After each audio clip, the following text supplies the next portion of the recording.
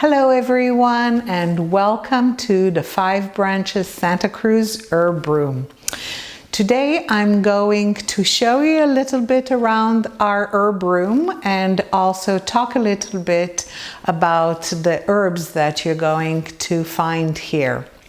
So in these cabinets on my right, behind me, and also in this refrigerator, there are 450 loose herbs, and these loose herbs from the Chinese pharmacopoeia are going to become your very best friends from the beginning of your training until the end of your training and even beyond. In the Chinese pharmacopoeia, there is much more than 450 herbs, but for what is available in the United States, we have those 450 herbs. So in these cabinets, the herbs are organized in the drawers according to disease causes that can be found in the herbal pharmacopoeia books. They're usually big, thick books that you're going to carry around and study. These categories begin from external pathogens that invades into the body all the way to more internal type of causes of disharmony within the internal organs that can give rise to diseases. I pulled out a few of these drawers just to show you some representative of the herbs.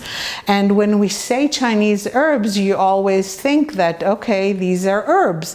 But as you can see, it's not only herbs part, but you have here also minerals and animal parts. So if there are some people that are vegetarian, you need to take a note of that. So when you make your herbal prescription, you will not include animal parts in those in this herbal formula. In Chinese medicine, we usually don't use single herbs. Many times, the majority of the formulas are a combination of a variety of herbs. Usually you have the major 1, 2, or 3 herbs, and then the other herbs are supporting, directing the formula to where you would like to take it. So many of you probably saw this herb. I specifically did not turn it, so you guys cannot see what's the name of this twig, but maybe you recognize it. This is actually the herb called ma huang, and we have it here in 2 forms, and hopefully you can see it through the video that one of them is more the herb, the raw form of it, and the other one a little bit stickier here, it's honey fried. And what they found out is that if it's honey fried, it's not as strong as it is when it's raw.